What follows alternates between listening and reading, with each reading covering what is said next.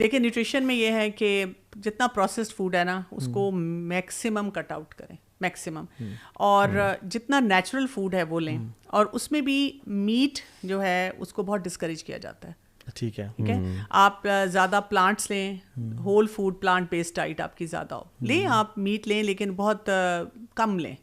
अब आप जो गोश्त खाने वाले हैं, अब मैं देखती हूँ हर खातून का ये मसला है कि जी शौहर टेबल पे गोश्त नहीं है, सब्जी दाल है तो मूड ख़राब हो जाता है। ठीक है, तो उनको भी पता होना चाहिए। और देखें ज़्यादातर मर्द ही जो हैं, अगर आप कार्डियक सेंटर में जाएं तो मर्द बैठे होते हैं वहाँ पे हार्ट डिजीज़ के साथ, क्योंकि वो ये नहीं सोच रहे हैं कि भी हमें बीमारियाँ किस वजह से हो रही हैं। अच्छा, ये जो कॉन्सेप्ट है लोगों का ना, एक और भी है कि हम खा लेंगे, गोश्त खा लेंगे, चीनी खा लेंगे और उसको कार्डियो से जिम जाएंगे, एक्सरसाइज करेंगे तो बर्न कर देंगे।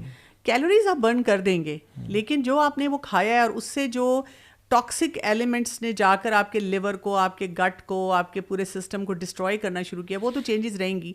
जैसे हम बहुत से स्लिम फिट लोगों को देखते हैं, उनको भी ब्लड प्रेशर है, उनको कैंसर हो जाता है, उनको कोई और ऐसी डिजीज़ हो जाती है हमारी आंखों के सामने, और फिर हम कहते हैं इनको कैसे हो गई। और फिर हम कहते हैं शुक्र है हमने डाइटिंग नहीं की, हमने डाइट कंट्रोल नहीं की, हम सब कुछ खा रहे हैं।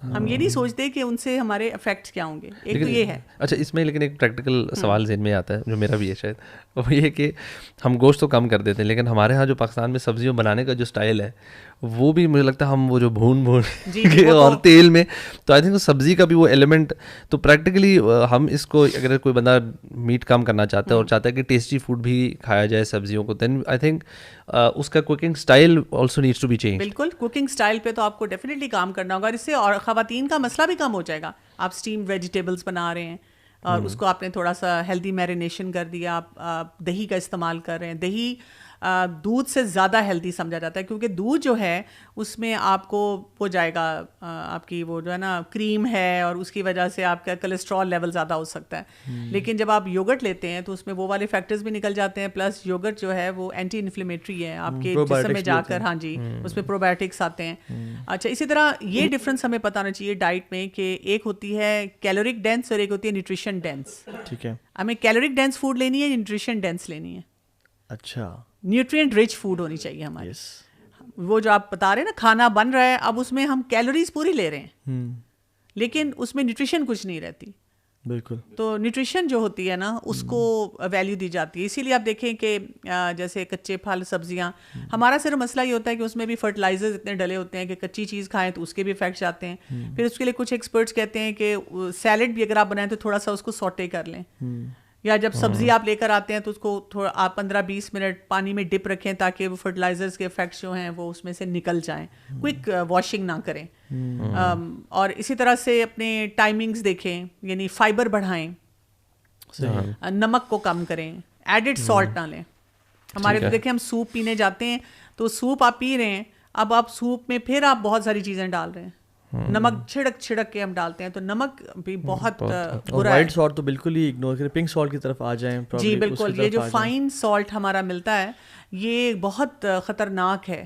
तो इन चीज़ों को ग्रेजुअली आहिस्ता आहिस्ता आप एलिमिनेट करना। इतनी ज़्यादा हो गई ना, यानी जो प्रोसेस्ड खाना है, डबल रोटी देखें प्रोसेस्ड है, सॉसेजेस आ रही हैं वो प्रोसेस्ड हैं, कितने जो है ना वो घर में जो भी चीज़ क्विकली अवेलेबल है वो प्रोसेस्ड है। सैंडविचेस अब ब्रेड के बगैर नहीं बन पा रहे। उसमें आप ये कि मल्टी ग्रेन ब्रेड ले लें, आप देखें ना, आप ऑल्टरनेटिव देखें कि कौन सा बेहतर है। आटा चक्की का ले लें, छना हुआ ना लें। वैसे भी ये सुन्नत के मुताबिक है कि रसूलुल्लाह सल्लल्लाहु अलैहि वसल्लम ने कभी छना हुआ आटा जो है ना उसकी रोटी नहीं खाई। तो हम तो छानते हैं। मैं कई लोगों से जब पूछती हूँ चक्की का आटा, बड़े आराम से कहते हैं हाँ जी चक्की का आटा। फिर मैं पूछती हूँ छानते तो नहीं, हाँ जी छानते तो हैं।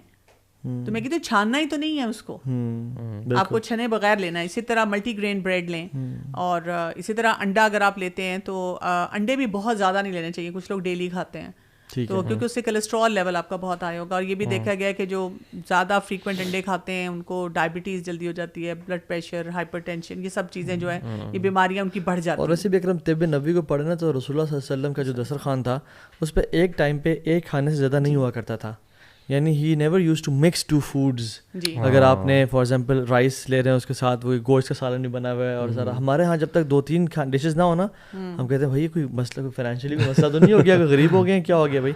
हालांकि दिस इज़ क्योंकि मैदा आपका है, मैदे ने एक चीज़ को च्यू करना है, एब्जॉर्ब करना है, आप उसके ऊपर, और हमारे यहाँ सुबहानअल्लाह जो बुफे का कॉन्सेप्ट है इसमें तो यहाँ से मीठा भी जा रहा है, यहाँ से ग्रीन टीज भी जा रही हैं और सब कुछ। अच्छा, इसमें अब जैसे मदर्स आती है ना मेरे पास, तो अक्सर मदर्स का पीडियाट्रिक्स में यही ज़्यादा मेजॉरिटी का ये रोना होता है, बच्चा पेट भर के नहीं खाता, बच्चा पेट भर के नहीं खाता। तो मैं कहती हूँ पेट भर के तो खाना नहीं चाहिए। आपने वो हदीस नहीं सुनी कि मतलब एक हिस्सा खाना, एक हिस्सा पानी और एक हवा खाली ना।